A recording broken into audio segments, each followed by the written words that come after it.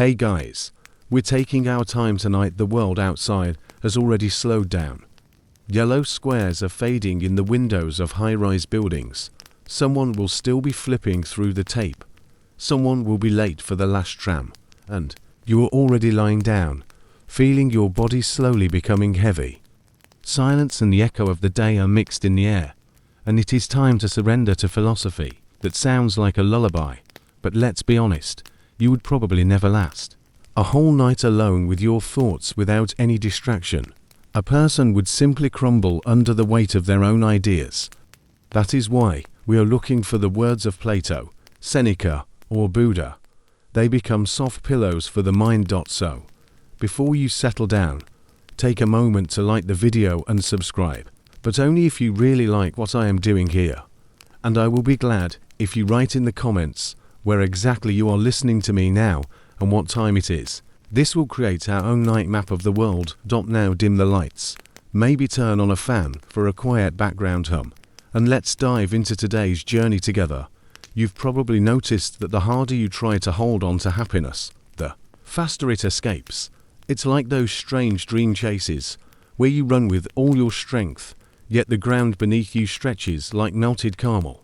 The paradox of success begins with this: the more tightly you clutch at life, the more life squirms away, like trying to hug a cloud. Think about all the advice you've received since childhood.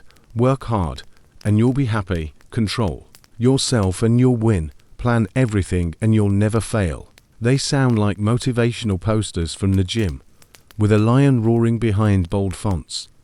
But reality often whispers the opposite. You pull harder, and the rope snaps in your hands. You chase longer, and the prize dissolves into mist. It's not just philosophy, modern psychology quietly agrees. Have you heard of the paradox of hedonism? The more you deliberately chase pleasure, the less of it you actually feel. It's the same reason that forcing yourself to have fun at a party turns the music flat, or why concentrating too hard on falling asleep is the fastest ticket to staring at the ceiling at 3 a.m. Your daily life gives you 1,000 examples. You scroll social media trying to relax, but the endless swiping leaves you more tired. You try to plan the perfect vacation, yet the itinerary feels like another office schedule with sand instead of carpet. Even love, especially love, falls into this trap. Text too much, worrying too often, control every detail of the conversation, and suddenly affection feels like a fragile glass under pressure. The harder you squeeze, the sooner it cracks. A quirky historical fact: in ancient Rome, there were people called augurs whose whole job was to read bird flights and predict the will of the gods. Imagine an office meeting today where someone says, "Hang on, before we sign this contract, let's check how the pigeons fly around the parking lot." The Romans believed control came from deciphering signs, yet they still admitted that real certainty was impossible. Historians still argue whether the augurs themselves believed their predictions, or whether it was a clever psychological trick to soothe the Senate. Either way, even an empire built on military might knew control is never total. And maybe you've noticed in your own small empire of daily routines, work emails, laundry piles, grocery lists, that the same principle applies. You try to manage everything, but it only multiplies. There's even a law for this, the paradox of control, where the more we try to command emotions or events, the wilder they become. Like trying to train a cat with spreadsheets. Now, close your eyes for a moment and imagine you're holding a fistful of sand. You grip tighter, thinking this will keep it safe, but grains spill faster between your knuckles. Soon your palm is almost empty. That's the paradox of success. The world whispers, "Relax your grip," but your brain shouts, "Hold tighter." And so the wrestling match continues in your chest. The modern world doesn't make it easier. You're bombarded with productivity hacks, life-optimizing apps, and ads promising happiness in 12 installments of $19.99. You feel guilty if you're not hustling, guilty if you're not meditating, guilty if your meditation timer runs out before enlightenment appears. Somewhere along the way, you stopped simply being and started treating life like a project proposal for an overly demanding boss. Here's the funny, slightly tragic part. Even ancient wisdom teachers saw this coming. Centuries before self-help, gurus sold courses on finding your best self. Philosophers like Epicurus or Lao Tzu already warned that wanting too much ends in less.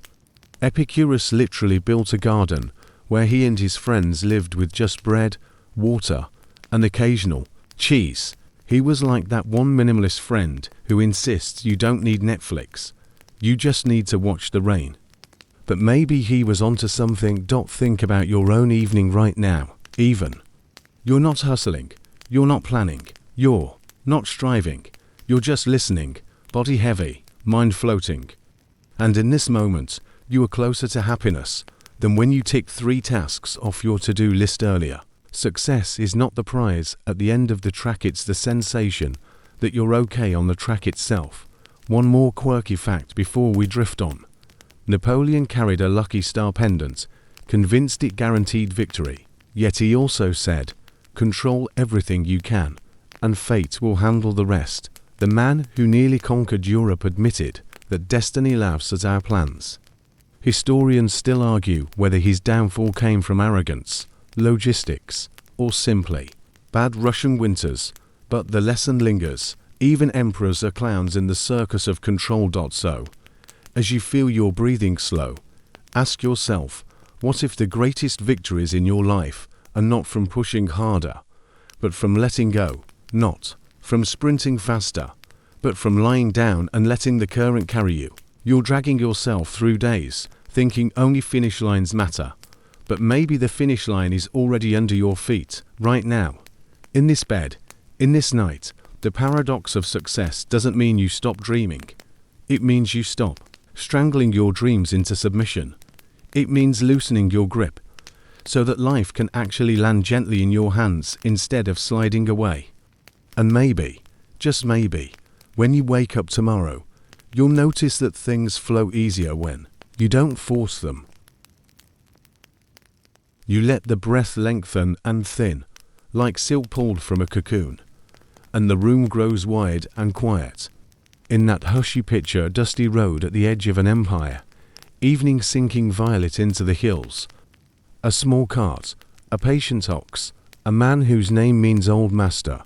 The reins are loose in his hand. He doesn't choke the world into obedience. He lets it lead. Remember the sand you squeezed too tightly. Here, at a frontier gate, he simply opens his palm. They called him Lao Tzu, though even the name feels like fog, more title than passport. He is said to have worked as an archivist at the Zhou court, a custodian of bamboo slips and brittle memories. You can almost smell the ink, resin thick, a little smoky, the kind of fragrance that makes time feel sticky.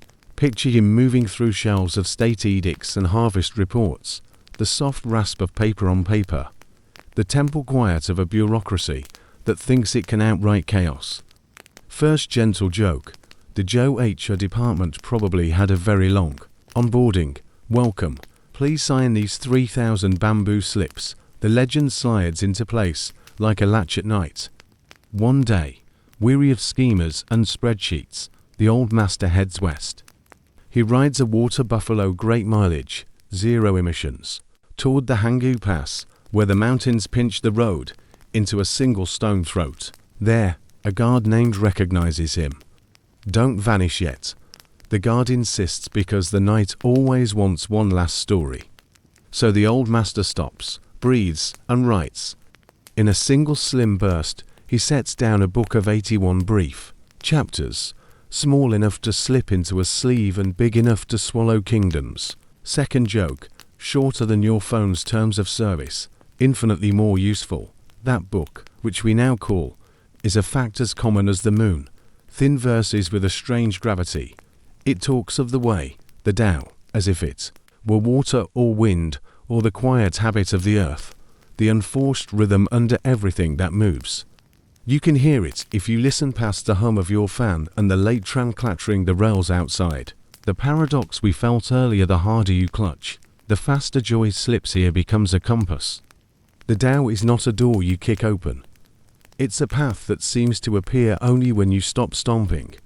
There's a delightful oddity in the folk Record, some stories claim Lao Tzu stayed in the womb for 62 years and was born with white hair, an old master from first breath. The image makes you smile, an infant stroking a long beard and asking for tea instead of milk. It's improbable, yes, but it smuggles in something true. Wisdom, in this tradition, is not about thunderclaps and banners. It's about age without hurry, slowness that isn't laziness, but listening. Now, while your shoulders settle deeper into the mattress, the scholar in you taps the glass. What actually happened? The earliest biography comes centuries later, in a great historical chronicle that gathered rumors like a river gathers leaves. Did Lao Tzu truly exist as a single person? Was he a composite of teachers? Was the written at once for the gate guard, or stitched over time by hands that preferred shadows to signatures? Historians still argue whether we're dealing with one sage in the 6th century BCE, several voices in the 4th, or a text evolving like a quiet vine along a wall. You don't need to litigate it tonight. You only need to feel why the story stayed. You've known the sensation it represents. The moment you leave a noisy room, step into night air, and finally hear your own heartbeat. The old master leaving the archive is you leaving the day's inbox. The pause at the gate is you lying here, deciding not to hold the Santa tight. The writing of 81 verses is not a feat of speed. It is a ceremony of subtraction. He pares away everything that clangs, until only the bell tone remains. Listen to the cartwheel creak. A cricket counters in the dark weeds. The guard leans in, a silhouette with lantern light caught in his eyelashes, and you can almost see the pages forming. Not grand manifestos with polished marble phrases, but small instructions like water finding a seam in stone. You remember our lion poster pep talks, and the way they turned brittle under pressure. The old master offers something softer. If force fails, try alignment. If control clenches, try trust. If desire burns, try enough. A plain historical note anchors you again. The S81 short chapters became one of the most translated works on earth, shaping later traditions from internal martial arts to Chan and Zen. Its influence is not a straight stack of dominoes. It's more like capillaries branching into every tissue. You notice that as soon as you stop demanding a clear origin, the living effect sharpens. The book works like the night. It gives you permission to slow. The Guardis becomes your favorite minor character, a bureaucrat with the soul of a curator. Imagine his shift log. 7:12 p.m. inspected grain convoy. 9:03 p.m. witness birth of a philosophy. Left lantern burning. Without him, the story has no hinge. With him, it becomes human. He's every teacher who asked you to write down what you only felt, every friend who said wait before you go. Tell me what you learned. Third joke. Somewhere, there's a celestial KPI dashboard where Yinchi got a bonus for retention of key talent successfully delayed one sage. But myths have a way of tidying what life leaves messy. Another thread tells of Lao Tzu meeting Confucius to tectonic plates of thought, nodding in a corridor of time. Did they? Maybe. Maybe not.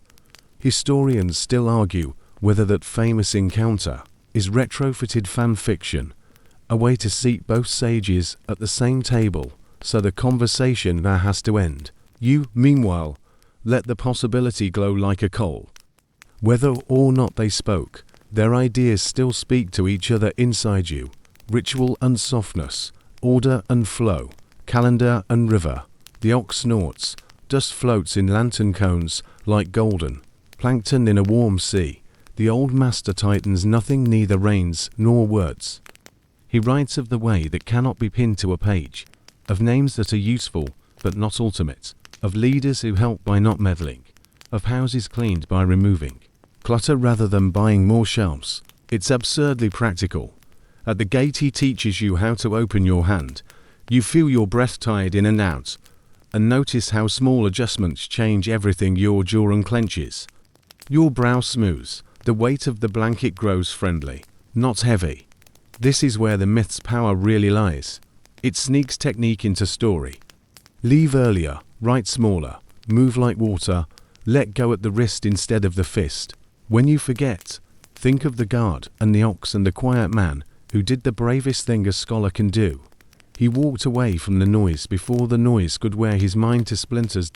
And when he finished, the legend says he vanished west, past the gate, across a frontier of scrub and wind. No parade, no signature. Just a quiet subtraction from the ledger of the world. You don't need to know where he went. You only need to feel what he left behind. A booklet of small rooms you can step into whenever your life turns to loud. Each room with a window facing a river. Each window open. The fan keeps its low ocean sound outside. One more tram passes, like a thought deciding not to stay. Your hands without thinking have loosened. You lie still and let the room exhale with you. And something quiet begins drawing a line through the night like a path chalked in moonlight. That line has a name older than sleeping cities. The way, not a rule book, not a finish line, not even a motivational poster with a flexing tiger, just the native rhythm of things when you stop yelling at them. If the world has a heartbeat, this is it, steady and unhurried, as if the dark itself were breathing. You've felt it before without naming it. When traffic parts at the exact second your song hits the chorus, when a sentence you've been gnawing suddenly writes itself while you stir soup, when you walk into a room and place your keys in the perfect spot without searching, like you knew in advance. None of that was force. It was alignment, the click of tumblers in a lock you didn't even realize you were holding. If the Tao had a job title, it would be Senior Flow Coordinator. No meetings required, snacks encouraged. A simple fact to anchor you. In Chinese, the character for Tao is built from movement and the head, a picture of a step taken with awareness. It literally carries the sense of road or way, the track things take when they're going as they go. This isn't a mystical fog machine.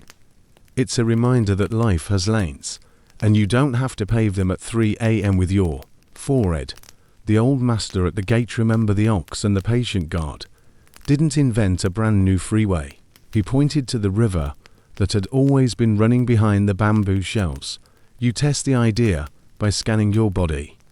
There's the tiny supervisor behind your sternum, wearing a high visibility vest, blowing a whistle at your every impulse. You smile and let them take a coffee break. Tao is what's left when the whistle stops. It's balance without a spreadsheet, harmony without a conductor, motion without the squeak of effort. Imagine two kids on a seesaw, and notice that delight happens not at the top or bottom, but in the smooth passing through. That in between is where the way feels most like itself. Here's a marginal curiosity to tuck into your sleeve. In the 1970s, archaeologists opened a tomb at Mwangdui and found silk manuscripts of what we now call the chapters in a different order, like a quiet remix for an audience of the afterlife. It's eerie and sweet. Someone wanted that little book as a bedtime companion for eternity. The paper slept, and the way slept with it. And then both woke up under fluorescent museum lights. Still patient, historians still argue whether those tomb texts preserve an older arrangement or just a regional editor's preferences. But the effect is the same. You realize the Tao doesn't mind which chapter comes first. It cares that you're listening. You roll onto your side and see how force and way diverge. Force is you shoving the door and bruising your shoulder. Tao is you touching the hinge and discovering that all it wanted was a nudge in the right direction. Force is a calendar screaming in red blocks. Tao is the same day, softened by one decision. Do the essential thing at the hour your body is quietly strongest. This doesn't cancel responsibility. It rescues it from panic. The way is not anti-effort. It's anti-friction worship, a historical landmark flickers on the horizon to steady your bearings. The classic Taoist texts took shape during the Warring States era, when maps were redrawn by the weak and rulers were forever recalculating their baits. In that chaos, the idea that the universe holds an underlying order, not a tyrant's order, but a tides, felt like fresh water. No wonder later traditions drank it deeply. Internal martial arts, garden design, tea ceremonies, they all Learn to lean instead of lunge. Pay attention to your breath again. Inhale, the room gathers. Exhale, the room releases. That's not a meditation trick. That's civics for your cells. Things thrive when they cycle. The way is a citizen of cycles day into night, effort into rest, speech into silence. Your to-do list might worship straight lines, but your body draws circles. When you align with that doodle, ordinary tasks stop sounding like metal and start sounding like wood. Warm and workable. Let's drop in a light joke to keep the supervisor napping. If life were a GPS, force would be you yelling at the dashboard, and the Tao would be the voice that calmly says recalculating. Even when you detour for ice cream, it isn't judging the ice cream. It's factoring it into the landscape. You felt that voice last week when a plan fell apart and, somehow, the new plan fit your day like a sweater you didn't know you owned. You might wonder how this way looks in practice, beyond charming metaphors. Try this tomorrow. When you meet resistance, the email that grows barbs, the workout that feels like glue, ask a small question. Where is the hinge? Maybe it's the first sentence, not the whole message. Maybe it's a walk before the waits. Maybe it's moving the chore to the hour you're naturally awake enough to care. Notice how often a 2-degree pivot turns an iron gate into a door that sighs. Second light joke. Sometimes the hinge is coffee. We honor this technologically. Advanced lubricant. Scholars do their part in the night, too. They point out that the sharp line we draw between philosophical Taoism and religious Taoism is a modern sorting habit. Live traditions braid ritual and reflection together like strands of the same lantern cord. Historians still argue whether those strands were truly separate in antiquity or whether we invented the categories to tidy our lullaby. You don't have to pick a side while you're half asleep. The way tolerates your uncertainty. It's allergic only to the panic that demands certainty on a schedule. Even the yin-yang you picture the swirl of dark and light with each carrying a dot of its opposite entered common diagrams long after Laozi's time. That doesn't make it fake. It makes it faithful in a later dialect. Your life will translate the way, too. Maybe for you it's not mountain streams and bamboo groves. Maybe it's tram bells, dry hum, the glow of your phone face down like a tiny moon in a saucer. Tao meets you where your shoes actually live. You. Think back to the guard at the frontier, the ox chewing, the old master writing small. None of them were hurrying. That is not laziness, it's precision. The Tao prefers accurate timing over dramatic thrashing. It's the baker who knows the dough is ready because it feels ready, not because a time is shrieked. It's the runner who starts slower to finish stronger. It's you, right now, deciding to loosen your evening rather than fix it. One more joke, soft as the blanket edge. If your inner micromanager insists on a definition, tell them the Tao is open source, no license, no paywall, community maintained by trees, rivers, and stray cats who always know when to sit exactly where you were about to sit. Then watch the clipboard slide to the floor. What matters is that the way is not somewhere else. It is not a mountain retreat or a perfect morning routine with 9 artisanal steps. It's the exact space between your ribs as you breathe. It's the pause you didn't fill with a refresh of the news. It's the moment you write one true sentence and refuse to decorate it with panic. You do not seize it. You stop seizing, and there it is. The tram to streets over rings once, like a bowl struck gently. Your fan keeps that small ocean turning.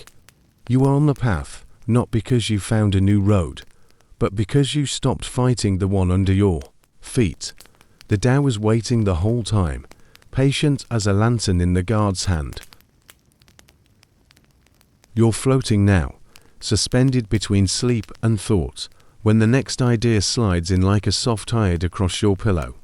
You've already guessed it isn't about sitting on the couch forever, even if your couch has mastered the art of swallowing people whole. No, is what happens when doing doesn't feel like doing, when action and ease become twins holding hands under the covers. Imagine you're pouring water into your palm. You want to hold it, so you squeeze. The tighter your grip, the faster it trickles through your fingers. Now try again, this time cupping loosely. The water stays, shimmering, almost grateful. That is, action without straining, moving without forcing, holding without crushing. It's the art of stepping aside, so the world can show you, it was ready to help all along. A fact to anchor this dreamlike wandering. The term first appeared in the where Lao Tzu used it again and again to describe the way of heaven, power that governs without shouting, authority that acts by not meddling. Dynasties took it seriously. Some emperors even bragged that their most glorious reigns were when they did the least. Of course, their tax collectors were still working overtime, so, yes, irony has been around for centuries, but don't picture laziness.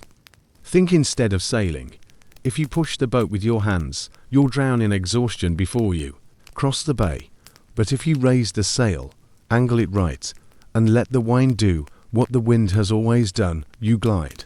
You're not passive, you prepared the sail, learned the ropes, chose your direction, yet the real muscle belongs to the breeze. That balance, that cooperation, is, your own life keeps throwing you practice drills. Remember the last time you forced yourself to write an email, brow furrowed, muttering like an underpaid monk. The sentences turned wooden, robotic. Then, later, in the shower, the reply arrived smooth as soap bubbles. That was sneaking in, proving once again that good ideas don't clock in at your command. They wander in like cats, on their own schedule. And cats, by the way, are natural masters. They don't plan their day on sticky notes. They don't set 5-year goals. They stretch, nap, pounce, and somehow command entire households. Historians still argue whether the ancient Egyptians worshipped cats for spiritual reasons or because cats had already mastered effortless domination. Either way, feline philosophy lines up suspiciously well with the old masters. You can feel, when you watch athletes in flow, a surfer, knees bent just right, doesn't fight the wave, he enters a conversation with it. A dancer spins, gravity pulling and releasing, until her body seems to be moved as much as moving. You might think of video game speedrunners, sliding through levels with inputs, so fluid it feels like the controller is playing itself. And yes, sometimes you get that perfect Tetris run at 1 AM. That's 2. Though Lao Tzu didn't specifically mention pixel blocks, the paradox, which you now recognize from our earlier nights, is that takes effort to allow effortlessness. You prepare, you learn, you show up, but you stop when straining would strangle. The way is clear, and you step into it like slipping into warm water. That's the art, learning when the river is already flowing your direction. Picture a bamboo stalk in the wind. If it stiffens, it snaps. If it bends, it survives. Bamboo thrives not because it resists the storm, but because it cooperates with it. The sound of bamboo groves rustling under monsoon rain is nature's TED Talk on do less, endure more. And you lying here, letting the blanket wail other than restrain you, are already imitating it. There's a quirky little detail from Chinese gardens. Designers sometimes built crooked bridges instead of straight ones, because they believed demons could only travel in straight lines. Practical or not, the crooked bridge also slows you down, forces you to look around, lets the pond show its carp. That's disguised as architecture. You're guided to see beauty by not rushing. And let's admit the comedy, the moments. You forced happiness, the loud party, where you tried to laugh extra loud. The meditation app yelling relax now, felt fake. Meanwhile, the happiest bursts often came sideways. A dumb meme from a friend. The smell of bread from a bakery you didn't plan to pass. You didn't orchestrate them. They arrived in rhythm. The scholars in the background of your mind raise a finger. Is just fatalism.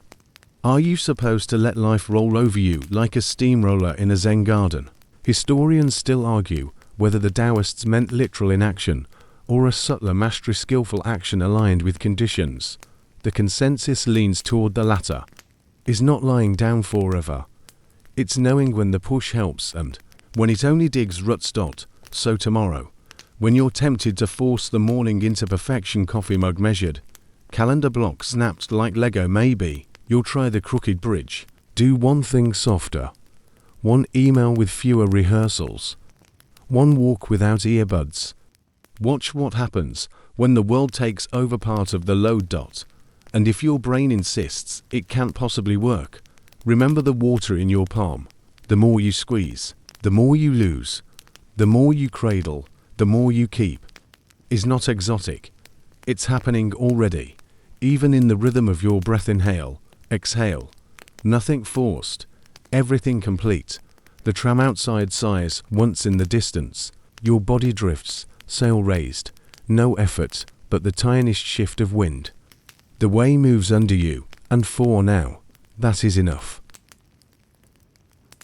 You turn over, blanket sliding like a slow wave, and you recognize that edge of burnout feeling tucked inside your ribs. The paradox has already whispered to you, has offered its glass of water, but still you wonder, why do you keep waking up so tired, even on days when you checked every single box on your list? The answer hides in one plain truth. You're exhausting yourself with over-effort, the art of trying so hard that trying becomes its own failure. It starts in obvious places. Think about sports. You've seen runners tighten their shoulders, jaw clenched, arms stiff, burning energy in every place except their legs. Their time slows, their breath shreds. Coaches actually train athletes to relax while moving. Sounds absurd, right? Relax while sprinting. But anyone who has felt the zone knows looseness is speed. Push too hard, and you sabotage the very muscles you're trying to empower. You're a sprinter dragging a fridge behind you and wondering why the medal ceremony feels so far away. A historical fact to ground this image.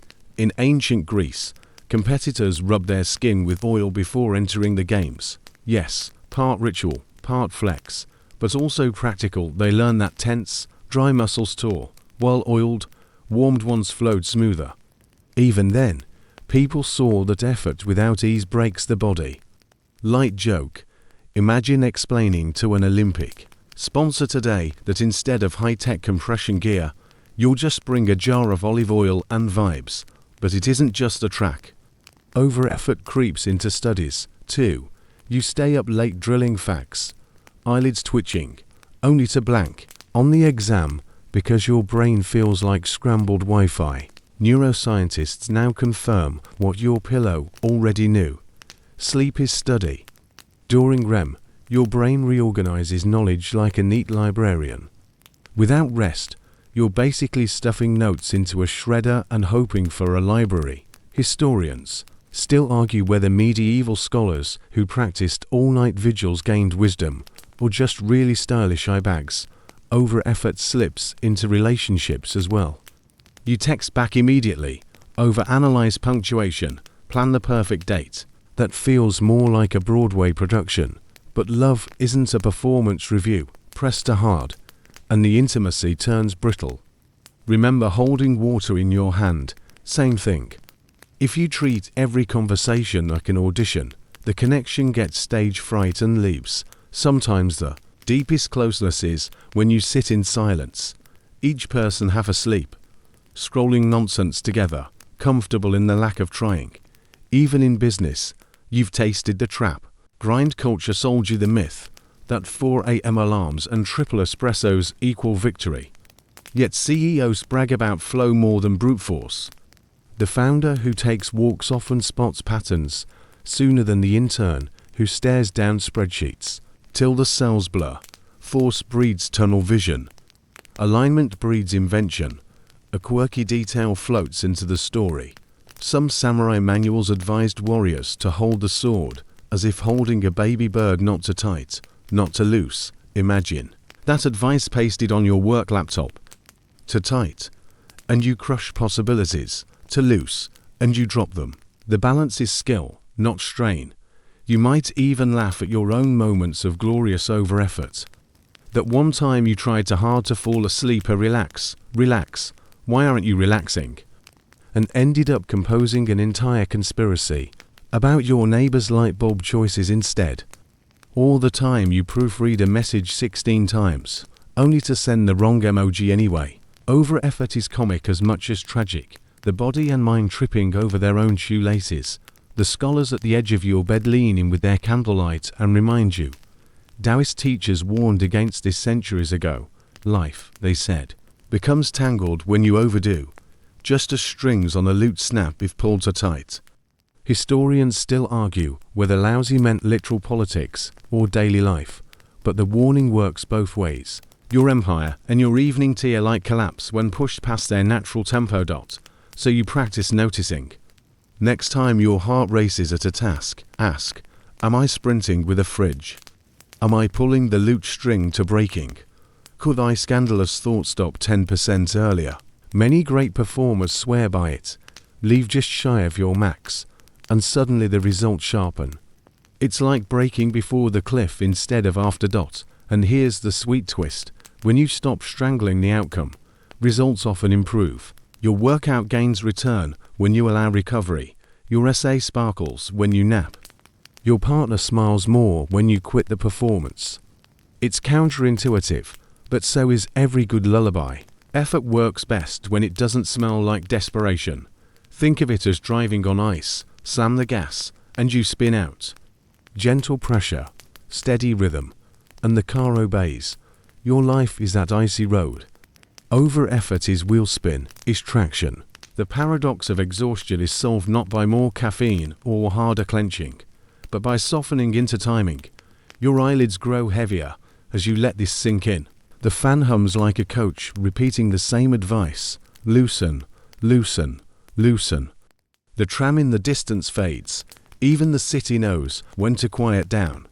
You've been dragging the fridge long enough. Tonight, you set it down. And tomorrow, you just might run lighter, faster, freer. The hum of the fan becomes the ocean again, and you feel yourself drifting into a place where everything works without you prodding it like a stubborn donkey.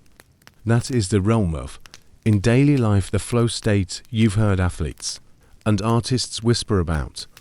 That magical zone where hours dissolve and effort melts into joy. You've probably tasted it. The moment you forgot time existed because the paintbrush seemed to move by itself, or when your typing fingers danced ahead of your thoughts as if the keyboard had rehearsed without you. You don't enter flow by invitation card. It sneaks up when skill and challenge kiss at the perfect angle. Push too hard, and you're drowning in frustration. Push too little, and boredom drools on your desk. But in between lies that rare territory where you stop narrating to yourself, and simply do. If the last chapter showed you why forcing exhausts you, this one shows the opposite. Letting go enough to slip into effortless creation, a factual anchor here.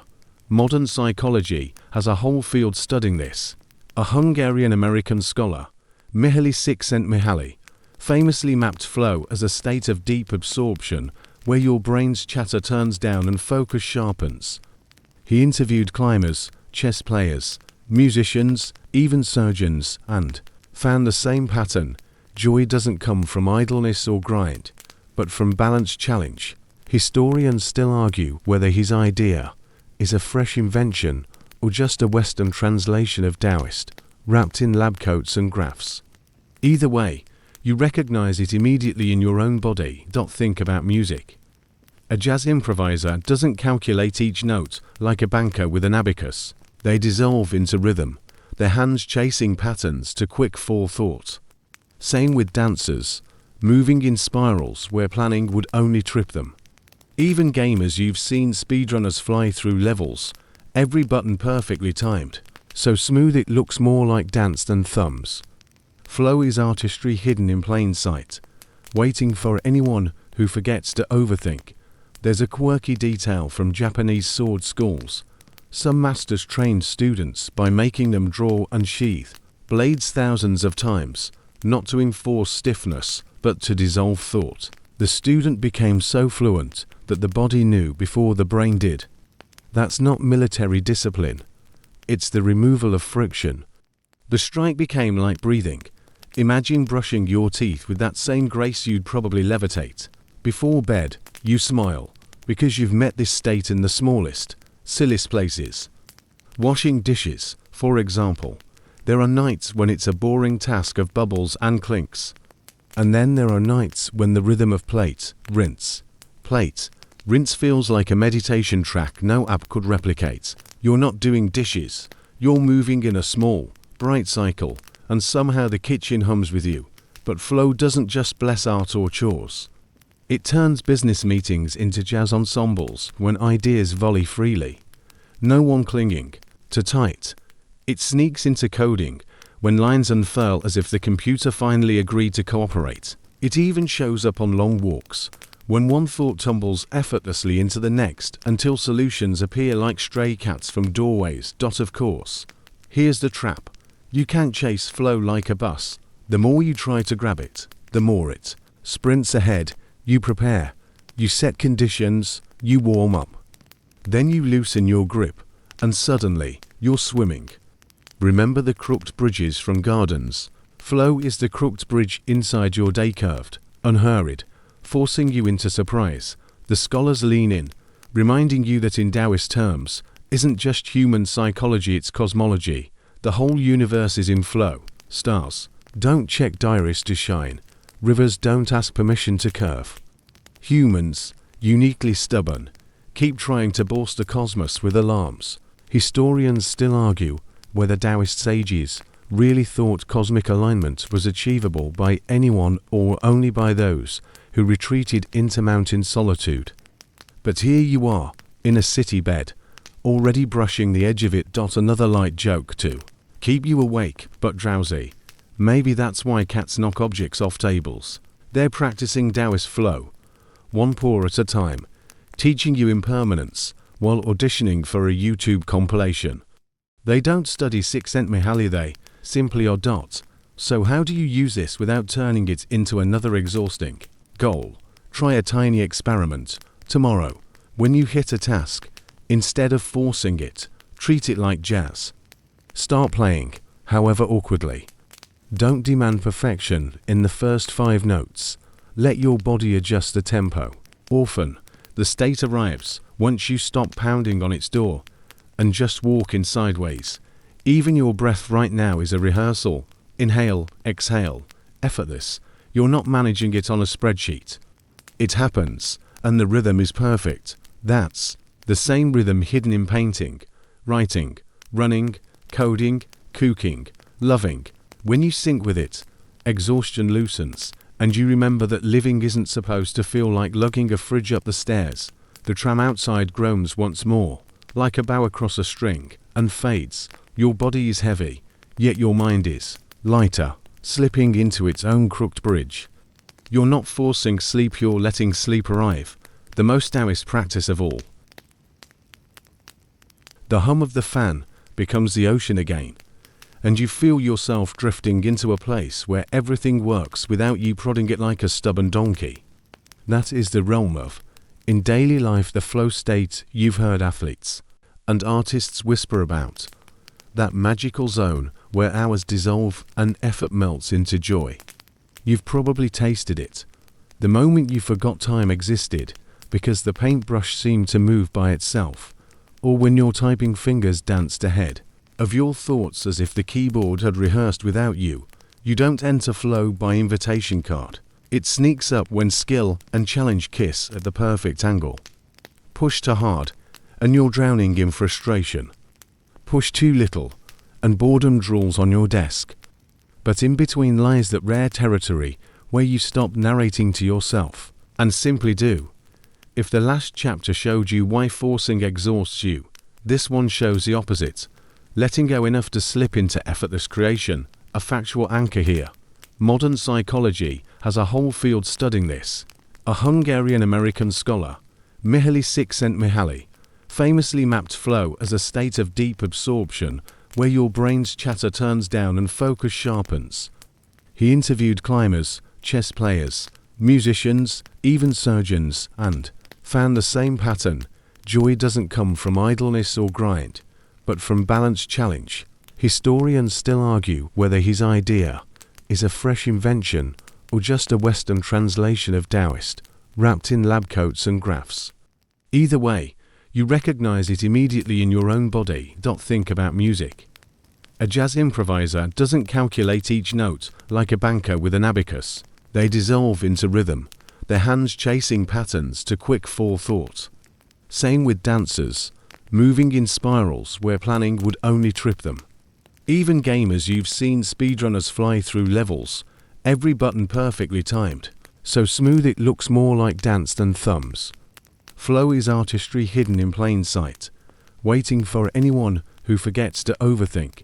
There's a quirky detail from Japanese sword schools. Some masters trained students by making them draw and sheathe blades thousands of times, not to enforce stiffness, but to dissolve thought. The student became so fluent that the body knew before the brain did. That's not military discipline. It's the removal of friction. The strike became like breathing. Imagine brushing your teeth with that same grace, you'd probably levitate. Before bed, you smile, because you've met this state in the smallest, silliest places. Washing dishes, for example. There are nights when it's a boring task of bubbles and clinks. And then there are nights when the rhythm of plate, rinse, feels like a meditation track no app could replicate. You're not doing dishes, you're moving in a small, bright cycle, and somehow the kitchen hums with you. But flow doesn't just bless art or chores. It turns business meetings into jazz ensembles when ideas volley freely. No one clinging to tight. It sneaks into coding when lines unfurl as if the computer finally agreed to cooperate. It even shows up on long walks, when one thought tumbles effortlessly into the next until solutions appear like stray cats from doorways. Of course, here's the trap. You can't chase flow like a bus. The more you try to grab it, the more it sprints ahead. You prepare, you set conditions, you warm up. Then you loosen your grip, and suddenly, you're swimming. Remember the crooked bridges from gardens? Flow is the crooked bridge inside your day, curved, unhurried, forcing you into surprise. The scholars lean in, reminding you that in Taoist terms, isn't just human psychology, it's cosmology. The whole universe is in flow. Stars don't check diaries to shine. Rivers don't ask permission to curve. Humans, uniquely stubborn, keep trying to boss the cosmos with alarms. Historians still argue whether Taoist sages really thought cosmic alignment was achievable by anyone or only by those who retreated into mountain solitude. But here you are, in a city bed, already brushing the edge of it. Another light joke to keep you awake but drowsy. Maybe that's why cats knock objects off tables. They're practicing Taoist flow, one paw at a time, teaching you impermanence while auditioning for a YouTube compilation. They don't study 6 cent Mihaly, they simply are dot. So how do you use this without turning it into another exhausting goal? Try a tiny experiment. Tomorrow, when you hit a task, instead of forcing it, treat it like jazz. Start playing, however awkwardly.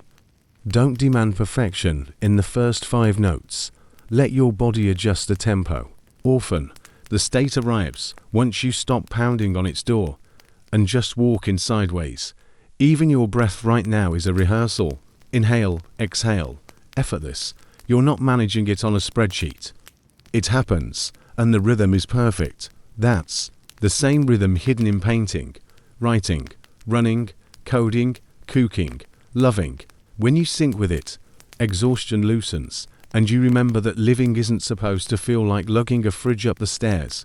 The tram outside groans once more, like a bow across a string, and fades. Your body is heavy, yet your mind is lighter, slipping into its own crooked bridge. You're not forcing sleep, you're letting sleep arrive, the most Taoist practice of all.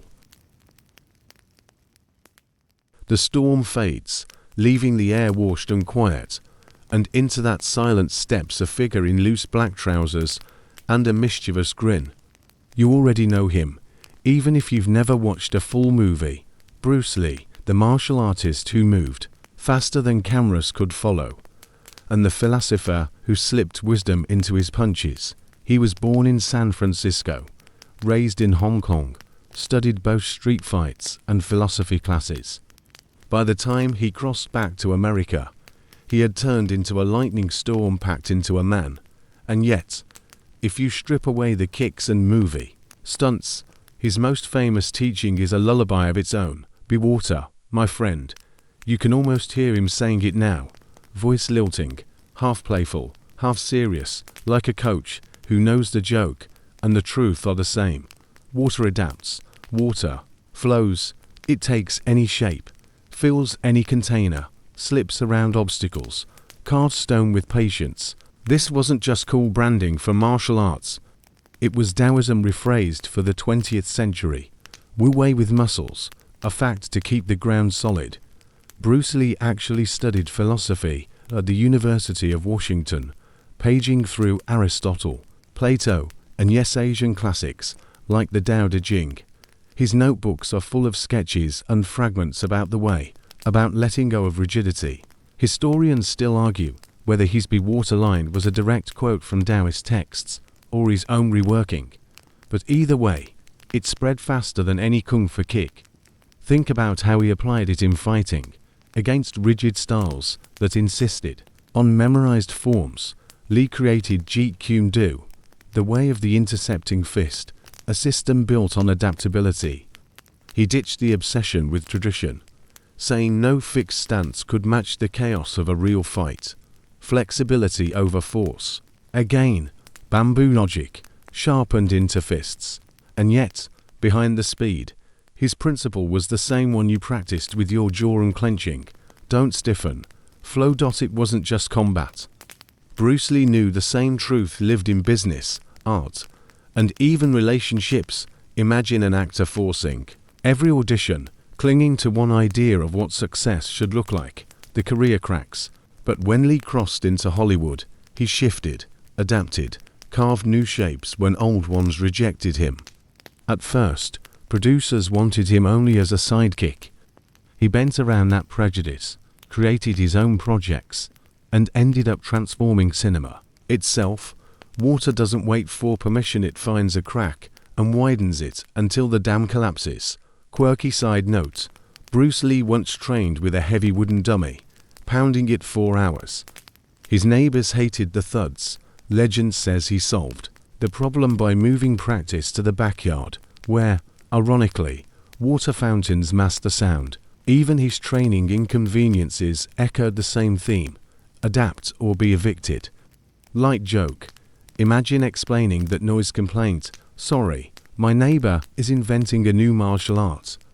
We'll try to keep it down after 10 p.m. and yet, behind the movies and muscles, his philosophy slipped into daily life. Think of your own week.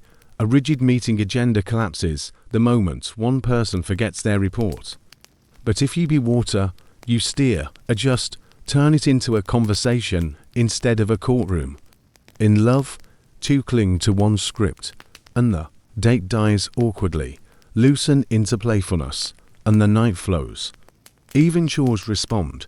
Rigidly demanding I must finish laundry by 9 o'clock breeds frustration. Shrugging, humming a song, letting the cycle spin, while you sip tea makes the task dissolve.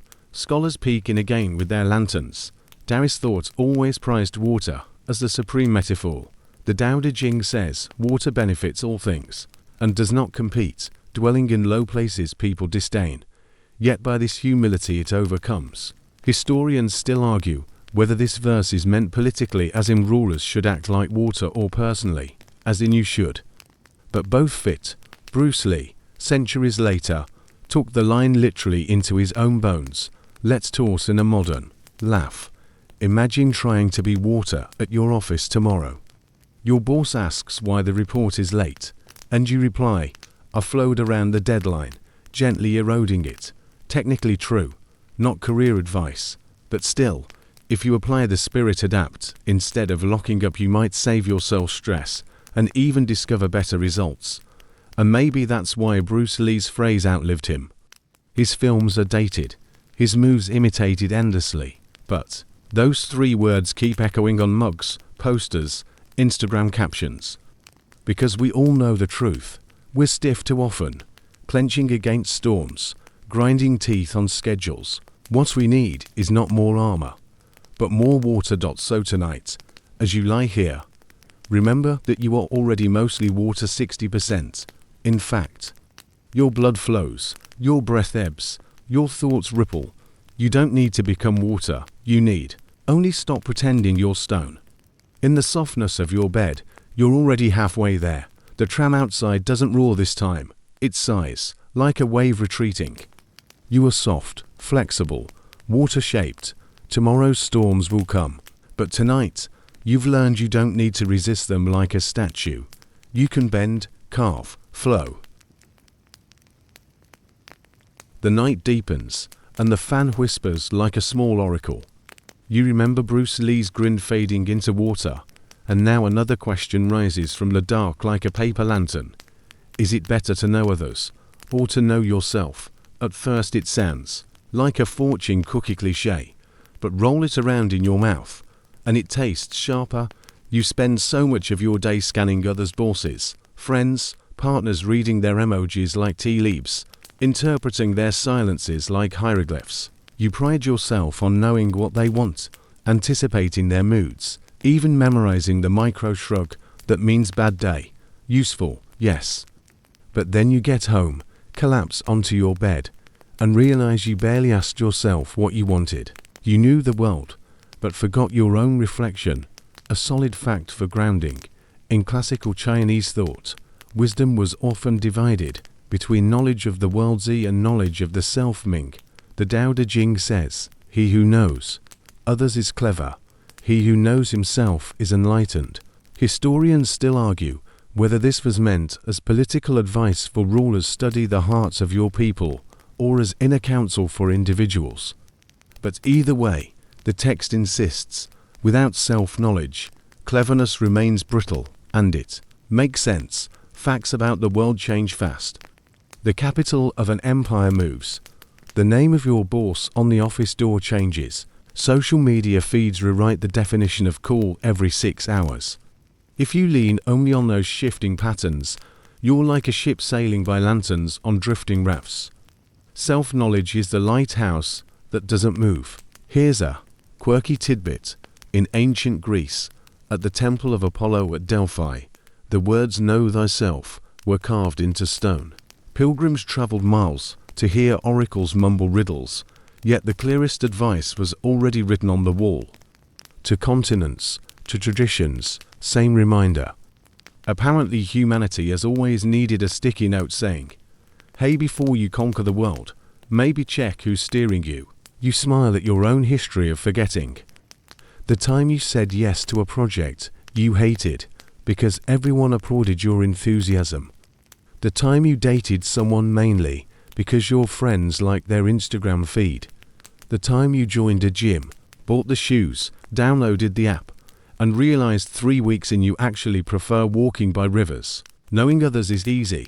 Knowing yourself requires asking, do I actually want this, or am I renting approval? Here's the problem. External knowledge earns applause. Pass a quiz, get a grade. Anticipate your boss, get a promotion. But self-knowledge earns only silence, because you're the only one who can clap for it. That makes it both lonelier and stronger.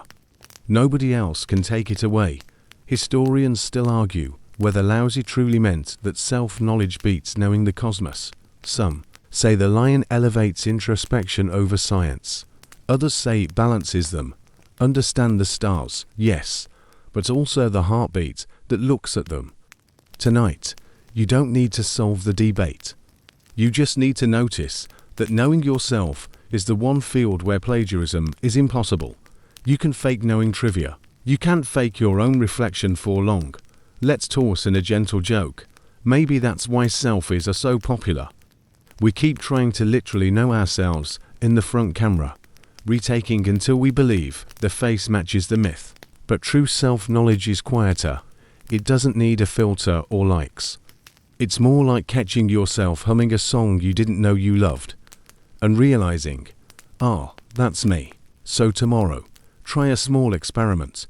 Before reacting to someone else's mood, ask your own first, how am I, really? Not the Instagram caption version, not the team meeting version, just the you under the blanket. Sometimes the answer surprises. Sometimes it saves you from agreeing to things that slowly drain you. The scholars lean in with their candlelight and nod. Intelligence collects. Wisdom selects. Knowledge without self-awareness is a hard as attic lots of objects, little clarity. But when you know yourself, even a few facts become powerful tools. Outside. The tram sighs one last time, a metal heartbeat fading. Inside, you feel yourself sinking deeper, not just into the mattress, but into your own awareness. You don't have to be cleverer tonight. You just have to be honest. The world can wait. You have a mirror to sit with. The room is hushed, the fan purrs like a sleepy cat, and you drift into a thought that gnaws at everyone who has ever chased happiness, like a taxi in the rain, the endless desire for more. You know the feeling. You tick a box, you win a prize, you buy the gadget, you finish the project. For a day or maybe 10 minutes you glow, then suddenly the light fades, and you're already eyeing the next thing. It's not that achievements vanish. It's that satisfaction evaporates faster than coffee steam. Psychologists even have a term for it, the hedonic treadmill, like running at full speed on a gym belt. No matter how much you achieve, you stay in the same place emotionally. Earn more money, and your lifestyle adjusts. Get a bigger apartment, and soon you're complaining about the small balcony. Accumulate likes, and your brain demands even more the next post. The treadmill never pauses, you sweat harder, but you don't move forward. A factual anchor here. In the 1970s, researchers Brickman and Campbell proposed this exact theory after studying lottery winners and accident victims. Within a year, both groups returned to roughly their previous level of happiness. Historians still argue whether the theory underestimates lasting joy or not, but the evidence remains sobering. Your nervous system resets its happiness thermostat frighteningly quickly. It's not new. Ancient texts warned against this. Hamster wheel long before psychology journals existed. The Tao Te Ching suggests that endless craving leads to restlessness, while simplicity brings peace. Buddhist teachings talk about desire as the root of suffering. Stoics in Rome reminded each other that wealth is meaningless without contentment. The chorus is global and eternal. Wanting more does not equal living better. You probably laugh at your own tiny examples. That time you saved 4 months to buy the new phone, glowing when the box slid open like a treasure chest. 2 weeks later, you complained the battery drained too fast. Or when you dreamed of the perfect vacation, then got there and grumbled about the Wi-Fi. Light joke, the ancient sages may not have warned about low signal on the Amalfi Coast, but they would have nodded wisely if you told them a quirky bit of trivia. In medieval Europe, wealthy nobles often commissioned feasts with dozens of exotic dishes, only to grow bored and pay jesters to throw food at each other for entertainment. Even surrounded by abundance, they needed novelty layered on novelty. It seems human taste buds, whether literal or metaphorical, tire quickly. But here's the trick. Wanting itself isn't evil. Hunger for food, desire for shelter, curiosity about the world, those are survival engines. The problem comes when wanting becomes endless, when no finish line exists. If every prize is instantly discounted as not enough, you're not living, you're running in place. Historians still argue whether Taoism intended to erase desire completely or to tame it into balance. Some texts sound like absolute renunciation. Others read like gentle advice to enjoy and not cling. Either way, the lesson is clear. Without boundaries, desire becomes a treadmill that steals your breath. So how do you step off? Start small. When you feel the itch for the next thing, next promotion, next gadget, next social approval, pause. Ask yourself, will this want dissolve as quickly as the last? Sometimes the answer is obvious. Sometimes it saves you a month of running. Or even better, try enjoying the desire itself without rushing to resolve it. Like smelling bread in the oven, knowing you'll taste it later. Desire can be sweet if it isn't enslaving. And tonight, lying here, you can feel the paradox loosening. You don't need another like, another message, another possession to rest. You already have this breath, this blanket, this moment. And strangely enough, when you stop demanding more, You realize it's enough. The tram outside is quiet now. The night leans closer, whispering what Lao Tzu and psychologists, monks and jesters all agreed on. If you always need more, you never arrive. But if you pause right here, you've already won. The night is thick now, the fan buzzing like a lazy insect, and your mind drifts toward a glow you know too well, the blue flicker of social media.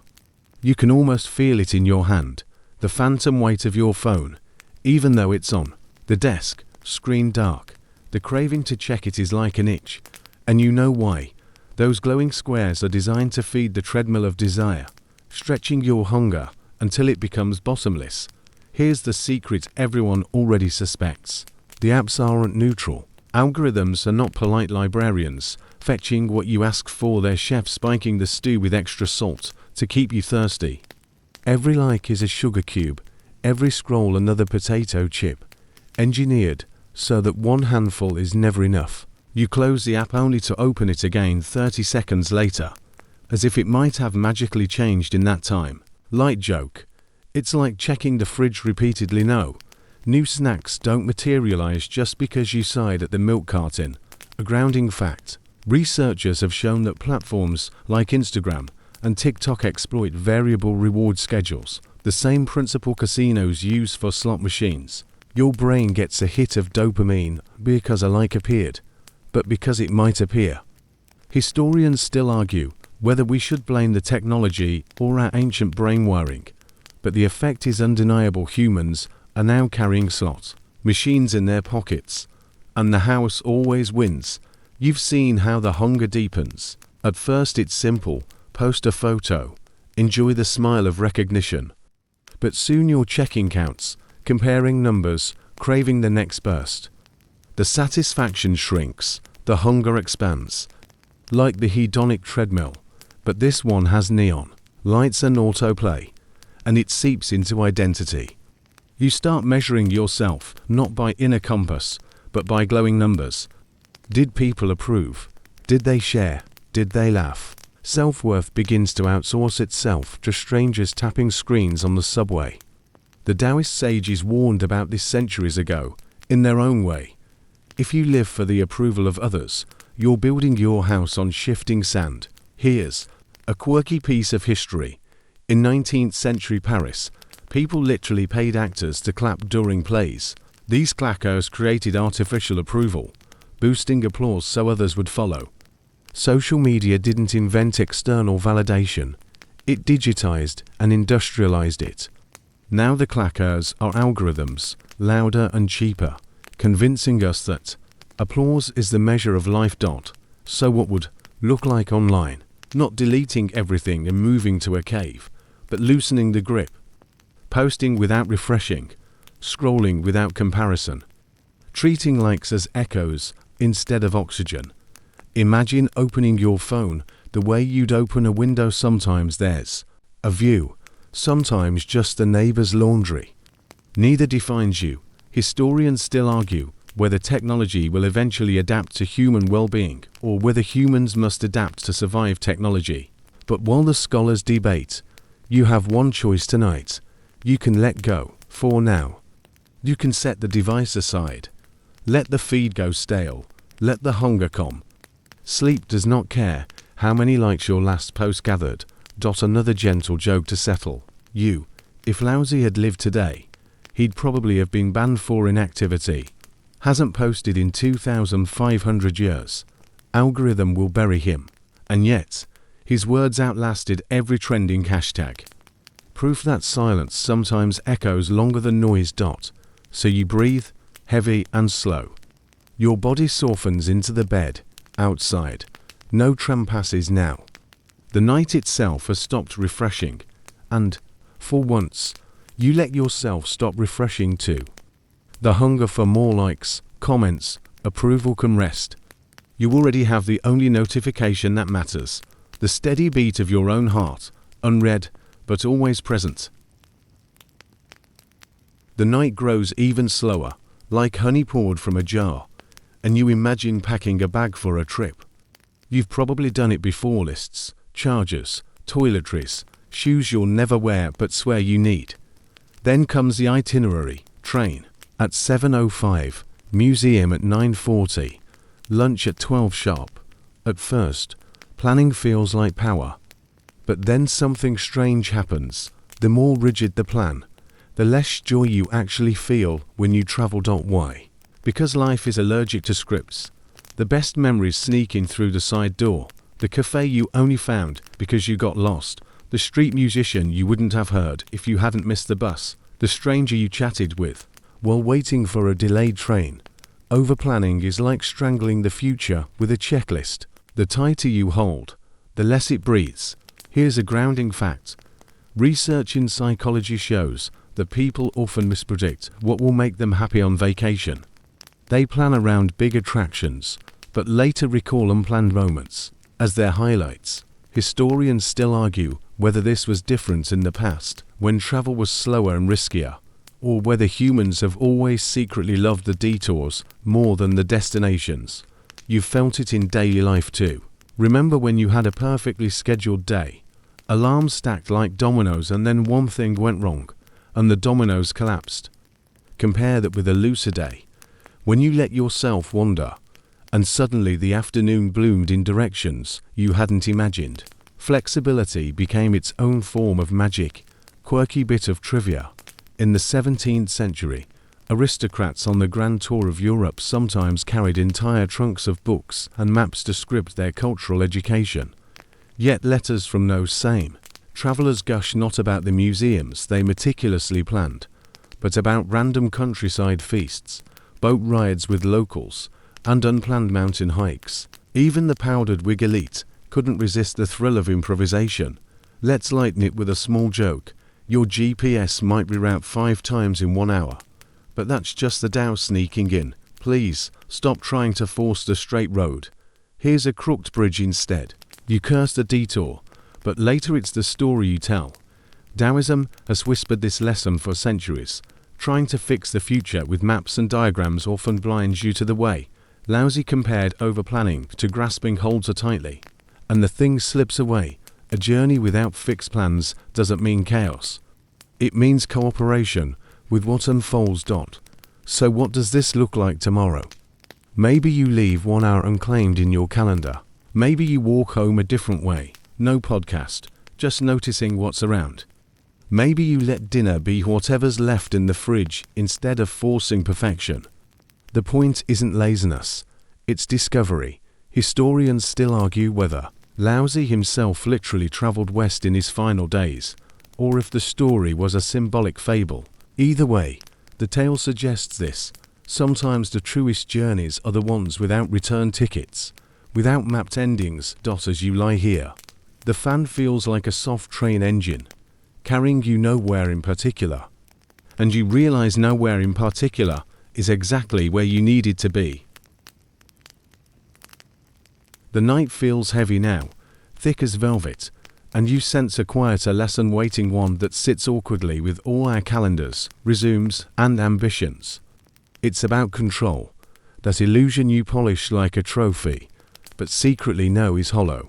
You've spent days convincing yourself you're steering the ship, but deep down you know the waves decide more than you do. And here's the twist. The strongest kind of power isn't about controlling everything, it's about letting go of control and finding influence in softer ways.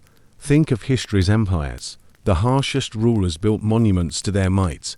Armies on every border. Decrees sharper than knives. They looked invincible. Yet they cracked, sometimes within a generation, because fear only lasts until it collapses under its own weight. Meanwhile, leaders who practiced humility and service, quietly feeding their people, listening rather than shouting, often lasted longer, not because they were weaker, but because they wove themselves into the trust of those around them.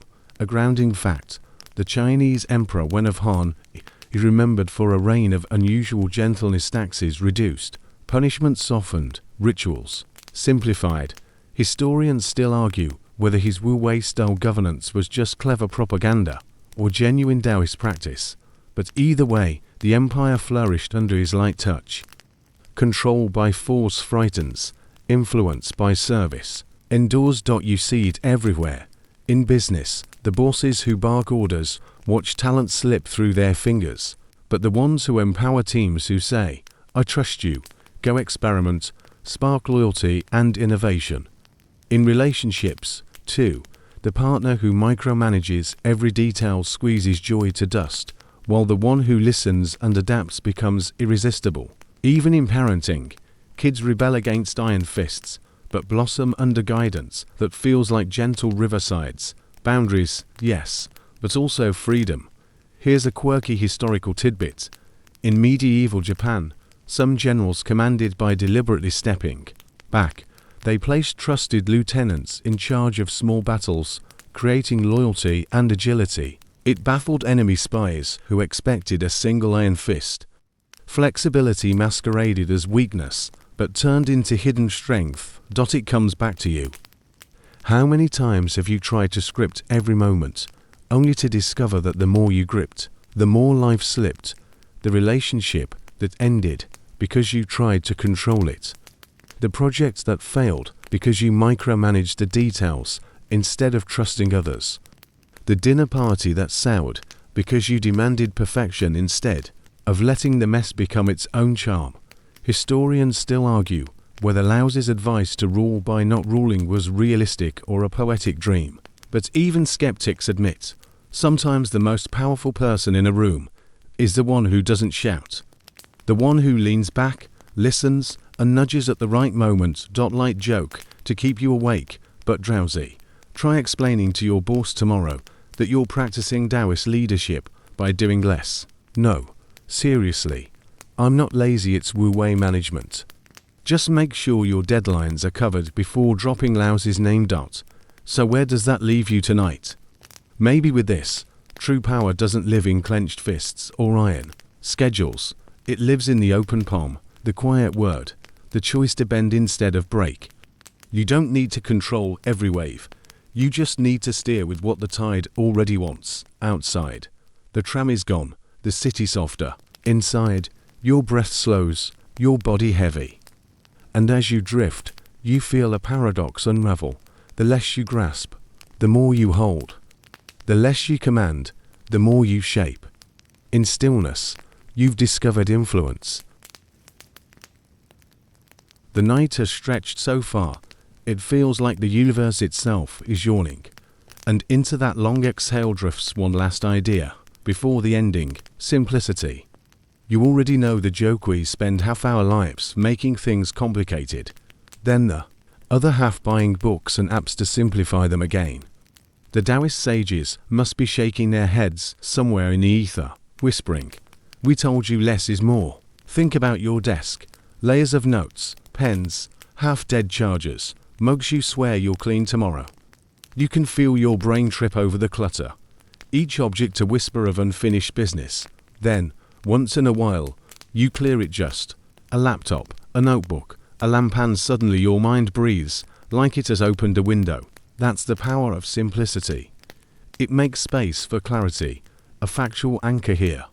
Albert Einstein once said he tried to make explanations as simple as possible, but not simpler. Historians still argue whether he actually kept a famously messy desk to test the paradox, or just couldn't be bothered cleaning. Either way, his theory of relativity was simple enough to fit on one chalkboard, but vast enough to bend the universe. That's the art, reducing without hollowing. You see the same in Steve Jobs' obsession with minimal design: no cluttered buttons, no clunky manuals, just one circle, one screen, one gesture. People mocked him at first to strip down to plain. Then billions of pockets buzzed with his simplicity. Innovation wasn't adding features, it was subtracting noise, quirky trivia to soften the edges. Ancient monks in China sometimes trained by sweeping temple floors every morning, not just for cleanliness, but for discipline. Removing dust was a metaphor for removing mental clutter.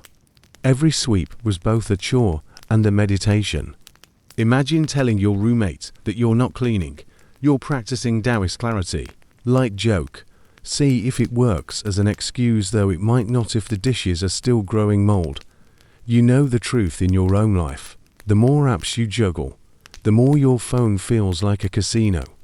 The more goals you stack, the less energy you have for any of them.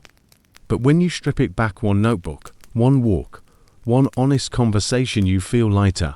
Simplicity isn't emptiness, it's precision.